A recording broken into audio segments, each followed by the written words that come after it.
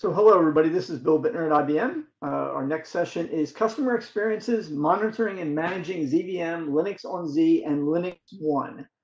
That's a mouthful of a title, but a great session, and Tracy Dean's with us today to share a number of customer experiences. So Tracy, I'll turn it over to you. Very good. Thanks, Bill. So for those who don't know me, I'm Tracy Dean. I'm an IBM offering manager, or some people call it a product manager. I'm on the development side of the business, and I'm responsible for a set of products and tools that help customers manage the ZVM environment, especially when they're running Linux virtual servers in that environment. So what I normally do in this presentation is I start with 10 minutes or so of intro material of what are the tools, what do they do, what areas are they in. Because this is 45 minutes instead of an hour, I'm going to skip that section, but it's in the material for you when you look at it later. And I'm going to jump right into the customer scenarios, and we'll talk about each of those. So this presentation is designed to tell you many customer stories.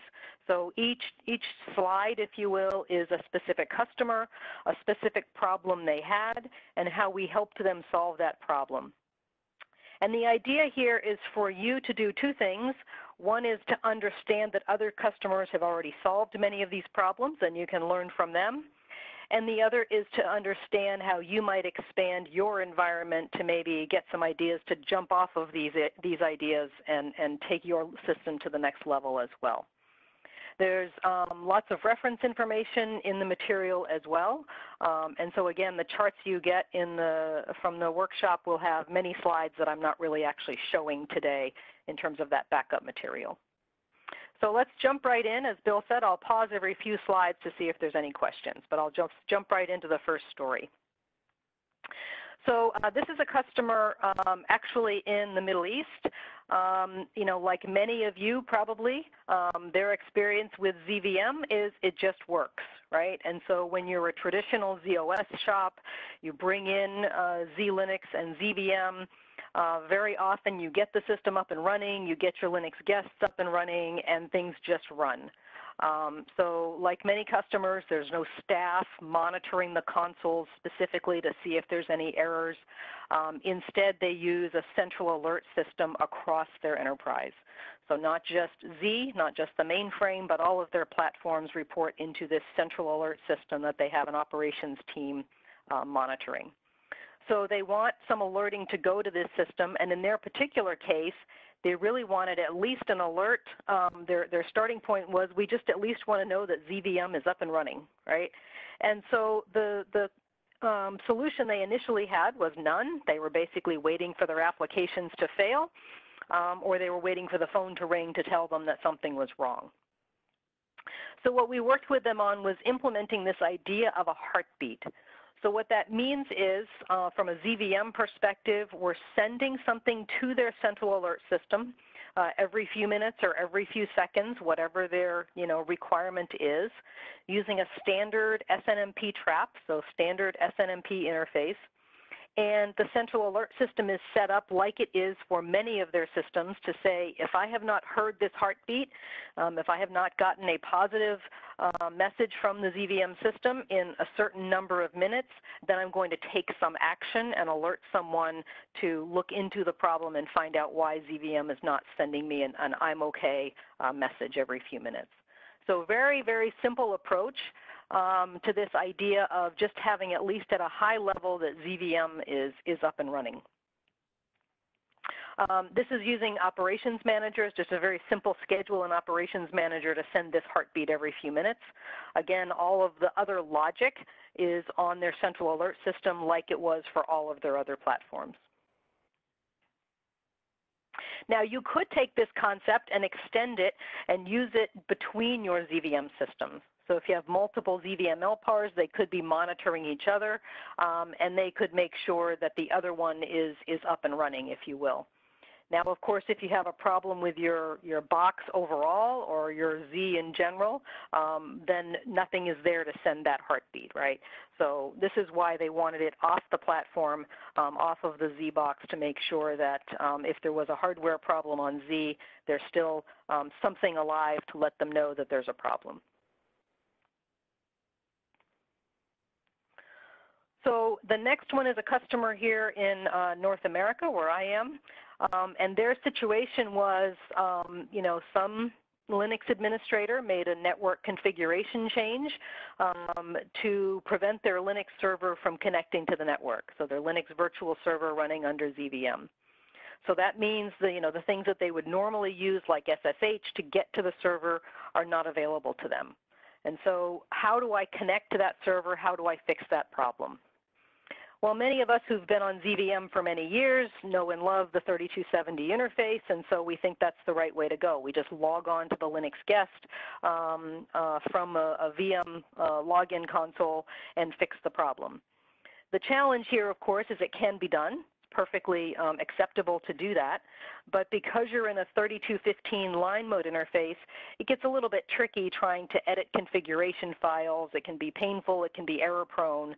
So is there a better way of doing that when I've lost my network connectivity for the Linux guest? And so in this particular case, the customer looked at IBM Wave and found this communicationless connection interface that's available in IBM Wave for the Linux guests. What that gives you is a familiar scrollable environment to be able to do things like edit without having to SSH into the guest. So it's a very easy thing to do from within the Wave interface. I'm going to just show you a couple of screenshots here. You basically get what we, in all my years, we call a WYSIWYG editor. What you see is what you get. We call it CLC Edit. And what it gives you is the ability to click on one of your Linux guests, right-click at the access, get CLC access, and now you're in an editor that maybe looks more familiar to you from a Linux perspective without having to have SSH access into the guest. So it's a way with just your maybe TN3270 access connectivity to be able to get to the guest without having to have SSH access. So this was a way very easy for them to fix configuration problems and get those fixed on the guest without having to do the 3215 line mode interface when you're trying to edit large configuration files.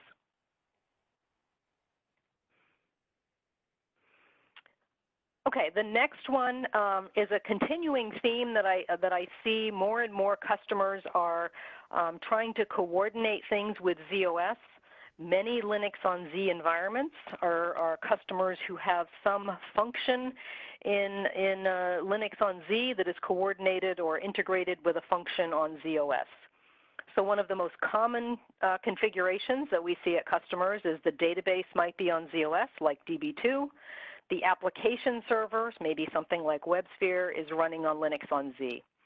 And the two teams need to coordinate the shutdown, right? If the database on ZOS is going to go down for a planned shutdown for some kind of maintenance and they have an outage window, we need to make sure that that outage is coordinated with the application server on Linux on Z.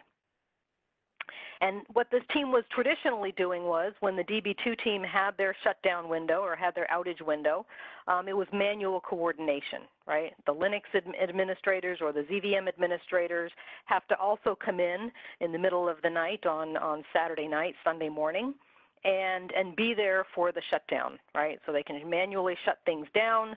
When the DB2 team tells them everything is good and back up and running on ZOS, they bring the ZVM and Z-Linux servers back up. So instead, what they wanted to do was automate that process. And so in this case, using something we call Operations Manager and using something called System Automation on ZOS, we can get some communication going back and forth and automate this process. So if you think of maybe the traditional way we might do this in a ZVM world is we would say the DB2 outage window starts at 2 a.m., it ends at 4 a.m. So I'm going to schedule something on ZVM that's going to shut down my application servers at 2 a.m., and I'm going to bring them back up at 4 a.m. And I'm going to make the assumption that everything on the DB2 side was available or everything was on schedule. But that solution does not work very well when, for example, the DB2 outage window was canceled at the last minute. I've now taken down application servers unnecessarily. or DB2 finishes early. I want to bring up those application servers as soon as DB2 is available and reduce my outage window as well. So by using these solutions, System Automation on ZOS and Operations Manager on ZVM, what we do is we have System Automation send a message to ZVM when the shutdown of DB2 is going to begin. And ZVM picks up on that trigger. It starts the application server shutdown. When all of the servers are shut down, it sends a message back to ZOS saying the application servers are down, proceed with your shutdown of DB2. DB2 has their outage window, they do what they need to. When they bring DB2 back up, System Automation kicks in again, sends a message over to ZVM, to Operations Manager, and says DB2 is back up and running, bring up the application servers. So now we have our application servers down for exactly the amount of time they need to be, no more, no less. And again, that's Operations Manager on ZVM, and then System Automation or some other automation tool potentially on ZOS. So let me just pause here. I see there's lots of things going back and forth in the chat. Anything that I need to answer here that someone else has not already answered, or anything anybody wants to bring themselves off mute and ask? So I think we covered the questions in the chat so far. Any questions from anyone else?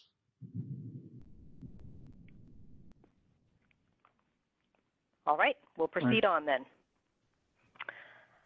Okay, our next customer is a customer, where their Linux admins are new to running Linux on Z, right? They're used to having their Linux servers in a dedicated or a very small virtualized environment. And so they have their own tools. The Linux admins have their own tools where they're looking at the performance of their servers. And they're misinterpreting the data about how their servers are running and what they're using because of this virtualized environment and because they're not used to running things at high percentages, right? In the distributed world, if something runs more than 30 or 40% busy, we start to get concerned. If it starts to consume 80% of its memory, we start to get concerned in the distributed world. On Z, that's not the case, right? We're designed to use those resources to their full extent. So in this case, the admins were using tools like top. They would log in, issue the top command, and look at the results and start calling the ZVM system programmers to say, I need more memory, I need more CPU for my Linux virtual server. And in these cases, the ZVM system programmers could look and say, no, everything is really running fine. And the way they wanted to communicate that to their Linux admins was to give them some data. Give them some historical data, give them some context of understanding how their Linux virtual servers are running. So what they did was, using our monitoring tool, our performance reporting tool, they developed some reports showing CPU and memory utilization over each day over a monthly period, and they published that automatically to a website where each of the Linux admins could look at their own virtual server's data. They couldn't look at everybody else's, and they could see how their virtual server was performing over time and in context. So probably the best way to show this is to show a couple of example charts that the customer actually created. So this is using OmegaMon and using something in OmegaMon called Tivoli Common Reporting to create these reports. But here's an example of the one they created for CPU utilization. So the top bar, the blue or purple as you may see it, is the maximum CPU utilization for that day. So each of these dots is a day going across the chart. And then the yellow or orange that you see on the lower half is the average for that day. So what you can imagine is a user, a Linux admin logging on, seeing potentially right about this maximum time, logging on one of these days and seeing at the right time this maximum utilization of 80 to 90% utilization of CPU and getting very concerned. But with the context of having this data of, no, that's just the max for the day, that's perfectly normal, your average is down here, the Linux admin can understand that they do not need more CPU for that Linux guest. That's really just designed how that guest will run, and Z can handle that level of utilization. Probably more telling, and this is, I apologize for the graininess of this chart. It really is just a picture of something they printed out and allowed us to use, is the memory breakdown. So if you look at a Linux guest and how much memory it's using, if you log in and look and see it's using perhaps 2.8 out of its 3.2 gig of memory, then you might start to get concerned, right? But if you look at the details behind that and see that this blue area or purple area is really the memory that it's using for processing, and all of the other colors are cache and buffer, then you can understand that the guest really does have everything that it needs. And giving it more will not help, because as many of you probably know, Linux will use the memory it gets for things like cache and buffers rather than doing the IOs immediately. And so giving it more memory just means it buffers more when it doesn't need to. And so in a Z world where we're sharing those resources, we're really focused on the blue or purple bar here at the bottom. So giving this data to their Linux admins was a huge savings in terms of the phone calls and the texts and the emails that were coming in from these admins making requests. And again, once they set this up, it was all automated to just run every day, posting the last 30 days worth of data.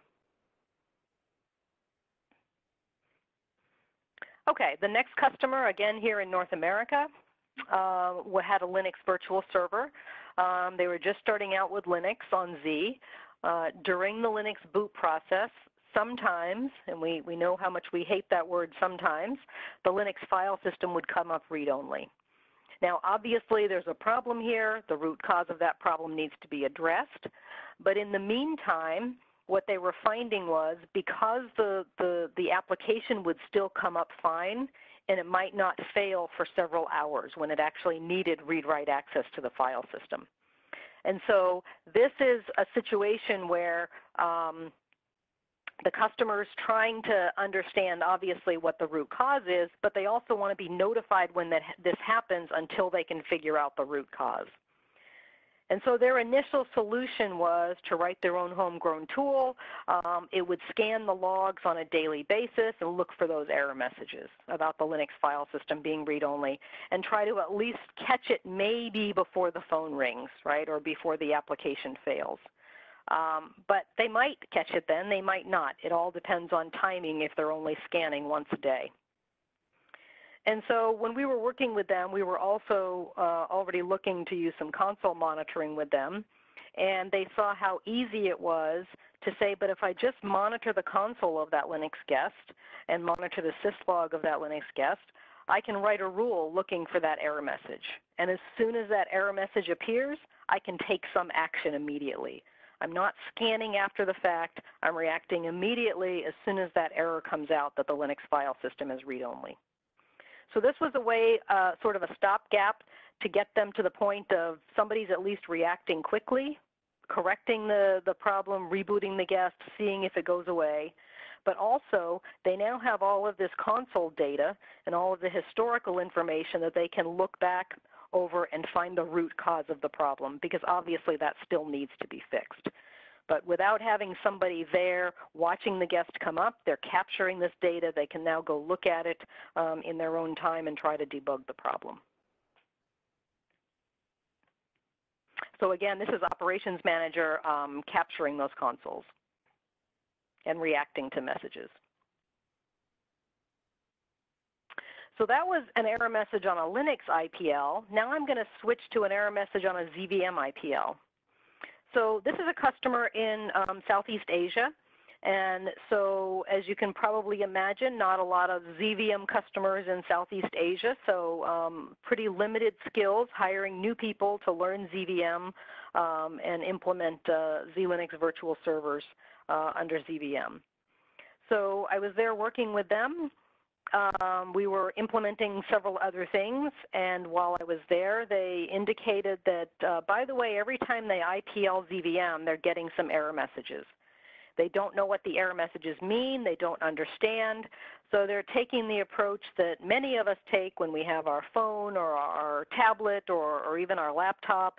Something fails, we just hit enter, we move on, and if our applications work, we don't worry about it, right? And that's the approach they were taking. They would just continue through the ITL, not understanding what the implications of that error message were, because their applications came up fine. So when I was there, I said, well, obviously we do not want to re-IPL to see these messages. Did you write them down? And they said, well, we took a photo of the HMC with our smartphone. And so we looked at that, and it was very obvious immediately. They were simply error messages indicating that their ARIP and accounting disks were full. So if you know ZVM, you understand why their applications had no impact, but what it meant was they were no longer capturing any new ARIP or accounting data. And what, in their particular case, they were not using the accounting data, so we turned that off. We walked through how to do that. But the ARIP data we still wanted to capture. And so I sat and worked with them, and we came up with a set of procedures of how to summarize that data, capture that data, archive that data so that that disk does not become full, but we have the data if we need it, if we have some kind of a hardware issue. So this is one that they wanted to set up right away, but they still wanted the manual recovery procedures.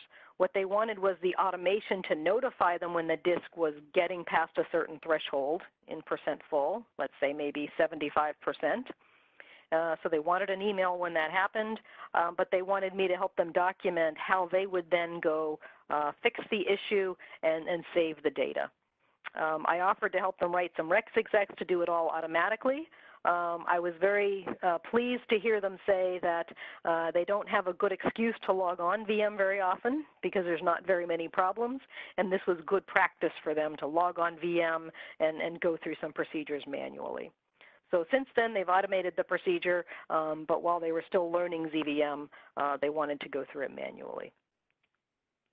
So again, this is Operations Manager going out there, watching the disks, make sure that any disk on the system, not just your ARIP and accounting disks, but we can set up it to monitor any disk that you want in terms of percent full and take some action when that happens. Whether that action is to send you an email, send an alert to your central management system, or to actually run some automation that you've written maybe to clean up that disk.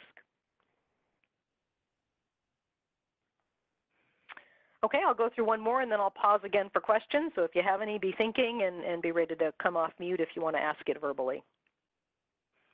So this is a customer in South Africa.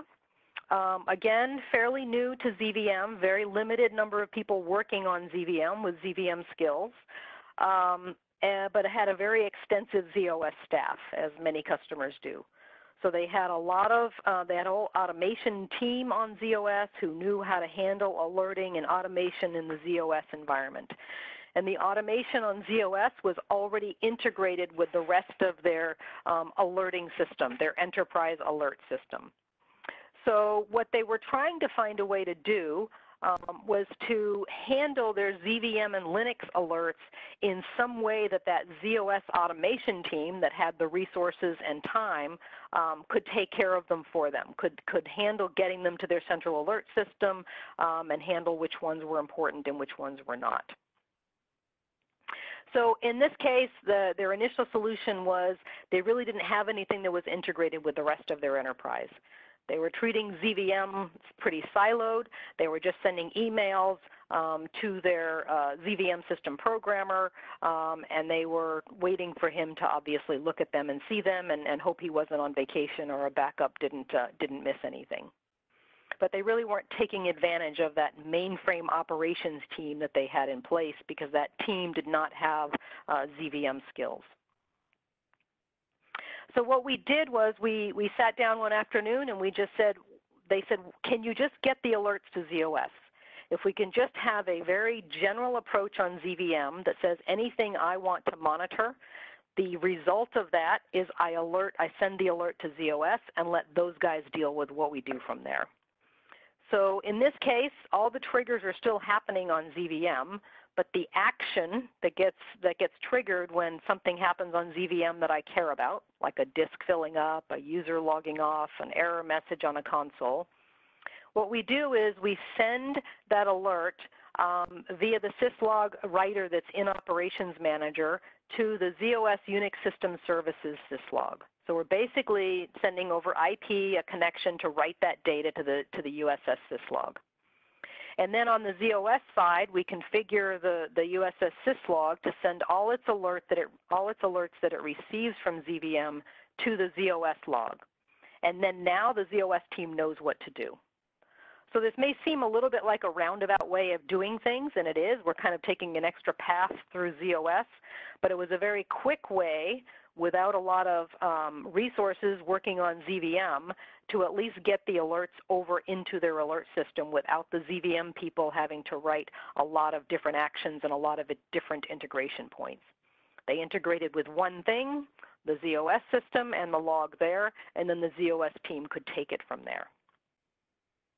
Now, since then, as this customer has grown, they've now got more time and resources and skills on ZVM, so they're starting to do more things directly on ZVM rather than sending everything through ZOS.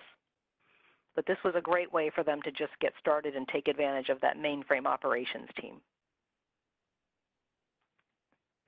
Okay, questions? Any other questions in the chat that I need to answer, or anybody wants to speak verbally before I continue on? I believe we have everything in the answered. I missed anything, or if anybody has other questions, speak up.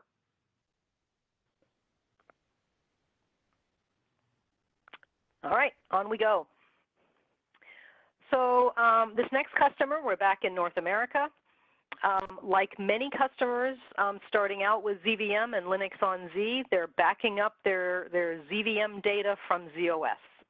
So they're basically taking all of their ZVM volumes, telling their ZOS team to back those up. So those are image level backups, right? I can't restore individual files. I can only restore, the whole volume or a range of extents maybe. Of course, these backups are only retained for a few weeks, right? Nobody's going to restore a ZVM system from 6 months ago. So there's no reason to keep these backups for months or years. They're just kept for a few weeks. But then, unfortunately, what happened is they had a less experienced staff person come in. He installed a new release of ZVM and did not preserve all their local customizations and all of their automation that they had implemented.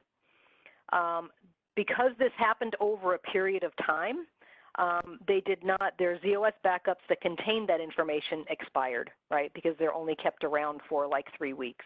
Right, so by the time this was discovered, those backups were expired and gone. And they had no file level backup because they only had these volume level backups from ZOS. So when this happened, they realized they have two options.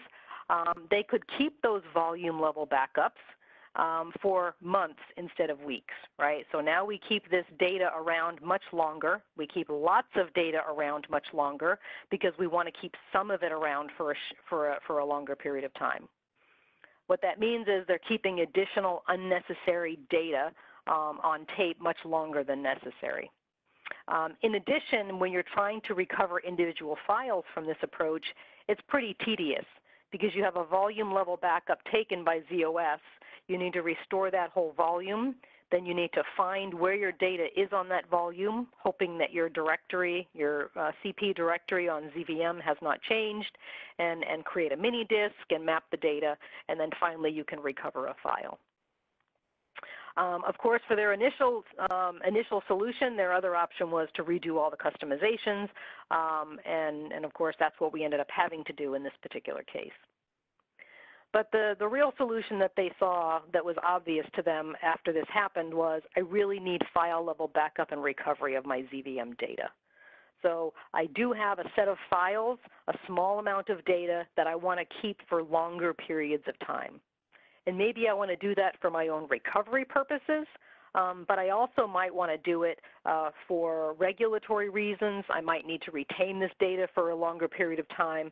but I do not need to retain my whole ZVM system for months or years. I just need to retain these files. And then by doing that, I can recover that data in a much easier way, right? If I've taken a file level backup, I can recover a file in a much easier way. Backup and Restore Manager provides a full screen interface for you to search what's been backed up by file, by date, etc., by user, find the file that you want to restore, find the instance of the file that you want to restore, you know, the one that was backed up last night versus the one that was backed up the night before or last week, and get that recovery done very, very quickly with minimal extra typing in of mini disks and volume extents, etc. So that's typical of customers running ZVM and Linux. They start with these ZOS-based backups, but at some point there will be pain, and that's what causes them to realize that they need file level backup. Other customers understand that pain before they feel it and understand they're going to need file level backup when they start laying out the system. Okay, the next one is a very simple situation. I'm a system programmer. I'm in a dev test environment at my particular site, and we have customers in this situation. As a system programmer, I do not have access to the HMC or the system console, even for my dev test system. So if I'm going to do some maintenance on TCPIP or change some configuration options, and I want to test them before they go into production, and I want to test them from the actual configuration file, not from a netstat command that changed it, I need to bounce the TCPIP server, right? But I'm sitting here in my office in one location, the machine room's in a different location, I don't have access, so if I force off or shut down the TCPIP server, I've now lost my access to the system as well. So in this particular customer, we had to find and coordinate with the on-site operations staff who actually have access to the system console. So now I have to sort of schedule this and make sure I can get this done at the time that I need it done. With a tool like Operations Manager, what I can very easily do is set up an event monitor that says when this particular user goes into this particular state, I want to take an action. So Operations Manager will receive events from CP using the star VM Event System service. It will receive and log all of those events. You as a customer decide which ones you care about and want to react to. So in this particular case, the customer said, if TCPIP logs off, I want to auto-log it. So it's a very quick event and auto-log action to set up. And now the customer can shut down TCPIP, take a sip of coffee, wait 3 seconds, and boom, the system, the IP connection is now available and they can log back into the system. In this particular case, we have to actually put a delay in there before we auto-log it, because if we auto-log as soon as the action is triggered, we'll get that the shutdown is not yet complete. The user's not logged off yet. So that's how quickly we're reacting. We're not out there polling, looking for users in the state they're in. CP is telling us as soon as this state change occurs. So this could be used for any user ID, log off, and TCPIP are just one example. It can be used for a user going into any other kind of CP read or a VM read or log off or log on, and could be used for any user ID that's on the system, including a Linux guest. Okay, the next one is a customer who already had Operations Manager. They're in the UK. They have multiple ZVM LPARs. They're not in the same SSI cluster. And so they have easy setup of their shared monitoring within an SSI cluster, but they want to share that configuration and automation setup that they have across all of their LPARs. Right? When they make a change to say we're going to add a new monitoring capability, or we're going to take a new action, or we're doing some new alerting capability, I don't want to have to repeat those steps on every LPAR or even on every SSI cluster. I want to share it. I want to do it once and share it across the LPARs. And I want all those LPARs to know when it's changed so that they will all reload and take in the new configuration options. So again, this is Operations Manager. The customer already had it, and they wanted to share that Operations Manager setup across all the systems from one place. So their initial solution was they had a common configuration file that was maintained on one system. It's very easily shared within an SSI cluster by using a identity user. Sorry, not an identity user, a single configuration user, and sharing that configuration file within the SSI cluster. But then, of course, when they wanted to go outside the cluster, they were manually copying it and reloading it on the other LPARs. And that was just a tedious manual process. And of course, if you get interrupted, you have to remember where you left off, and it's just open to human error. So in this case, what they did was they decided to put the files on a particular disk that's read-only to everybody, to all of the systems. And then when they do need to make an update, one user can get read-write access to it. They issue one command once they've made the update to Operations Manager and say, I've changed the configuration file, tell everybody to reload.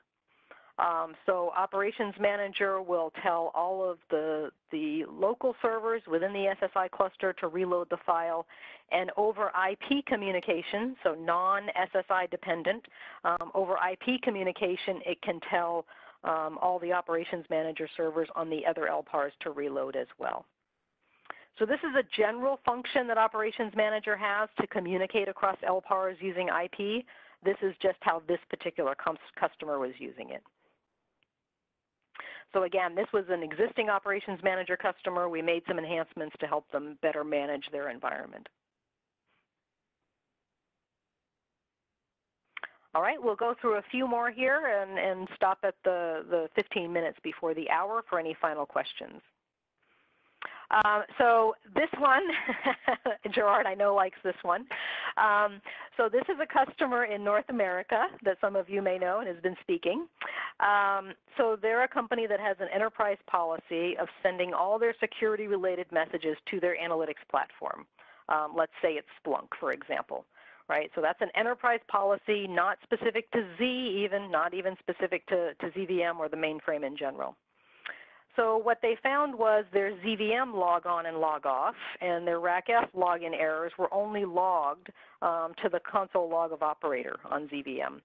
And they wanted VM to be participating in this analytics platform just like every other platform, right? We should be just another platform. We shouldn't be something special in this case. And so their initial solution was none. When we were working on this, they didn't have any alerting of their ZVM RACF-related activity on their analytics platform, even though every other platform was already reporting there. So we're the outlier. So how do we participate? Using Operations Manager, we're able to automatically capture any of the messages on the operator console or any other user's console that we want. Pick the ones that we care about and send those to an analytics platform over an IP connection. So the initial solution we developed in that couple of hours that afternoon was to just send it in syslog format. So we took the message, we sent it using Operations Manager in syslog format to the analytics platform. And that works fine. Most analytics platforms like Splunk will accept data in syslog format, but they're going to do a better job of building dashboards and looking at the data and analyzing the data if you can send it in key value pairs. So I actually got an email the next day saying, by the way, I took our Rex exec that sent it in syslog format and I just modified it a little bit, and now I'm now sending the data in key value pair format, which is much more conducive to the analytics platform. So again, this is Operations Manager capturing the console messages using what we call our TCPIP writer, where we send data out of a ZVM system to a target that will receive data in syslog format, and then just changing the format of the data to be in key value pairs. Okay, the next one, we're back in Europe. So we have a customer, again, setting up their ZVM and Linux environment, using Operations Manager to capture their console data on their ZVM servers, on their infrastructure, if you will. But they were not capturing any Linux console data. And they were capturing the Linux log data, the syslog data, if you will, on each guest and storing it locally. So what happened in their case was the Linux server crashed, corrupted the file system, and now they had no log data to understand what happened, right? Everything was stored locally. Nothing was sent off of the Linux guest that could be captured someplace else if the Linux guest corrupted the file system. So again, no solution to start with.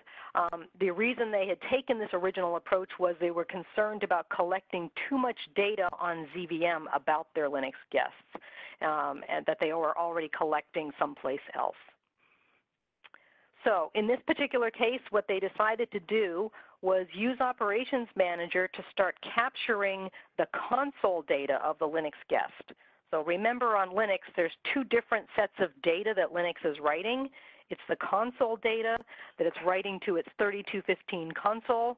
That's usually very chatty and busy when you're doing startup or shutdown of a guest. It's usually fairly quiet once the guest is up and running. And then there's syslog data that is usually much busier when the guest is actually up and running its application. And so those are two different sources of data. Both can be collected by Operations Manager. What this customer decided, though, was they were already collecting the syslog data on the guest, and they modified the guest to send that data directly to their analytics platform, which happened to be Splunk again. There was no reason for it to go through VM because they were already making this decision now to get it off of the guest and over to Splunk. But what they needed to do was capture that console data, that startup and shutdown, and a few messages when the guest is up and running. And that's where they used Operations Manager to capture that console data, that 3215 console data, and forward it to Splunk. So again, using that TCPIP writer we just talked about. So again, this one's Operations Manager as well. Okay. This is what usually happens in this presentation. I start to run out of time, but I include all of the stories even if I don't have time to cover them all, so you have the ability to look through them when you look at the presentation later as well.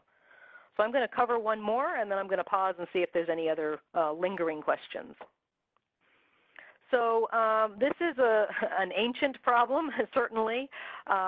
Customers have what I call the legacy best practice of spooling consoles. So what happens is if the system abends and we lose that spool data, if we're not able to re-IPL in a way that saves that spool data, I have no console data to know what happened when the system went down.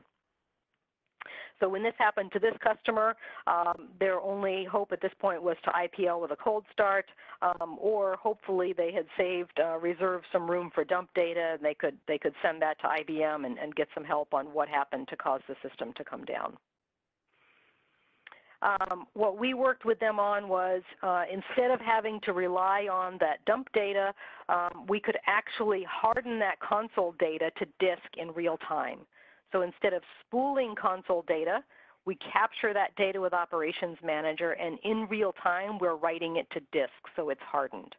And so we create one log file per day, and that way if something happens, I can now look at that log file that's a consolidated view of all of the messages across all of my virtual servers, all of my service machines on the system. I can obviously use the power of Xedit to sort or filter that file to find maybe what I'm looking for based on the date and time or based on the user ID or key message or something like that. So it's a much easier way to capture that data in real time but harden it on disk without having to go through the process that many customers or traditional VM customers have done, which is to write their own code to spool the console data, and then at midnight every night we harden it to disk. But what that means is if something happens between midnight of one day and midnight of the next, I've lost whatever data was in the spool from the day before.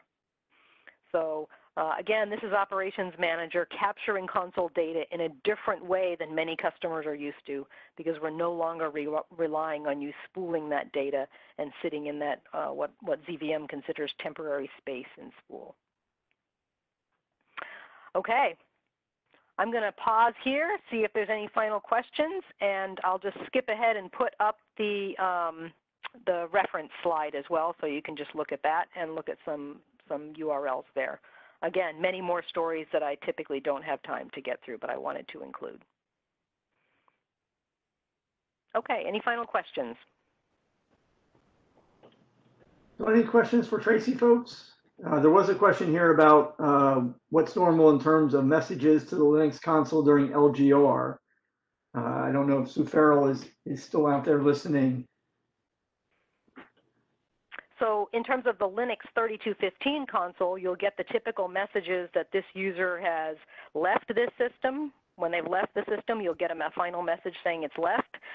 When it shows up on the other system, you'll get a message saying I've started on this system. So you'll see the, kind of the stop on one system and the start on the other system, certainly in that 3215 console. Right. And the messages about the virtual network interface card, Sue mentioned that those are normal. Right. The messages are, telling you that the interface is going down on the source system, and then it's being recovered on the target system. Thanks. Thanks, everyone. Other questions?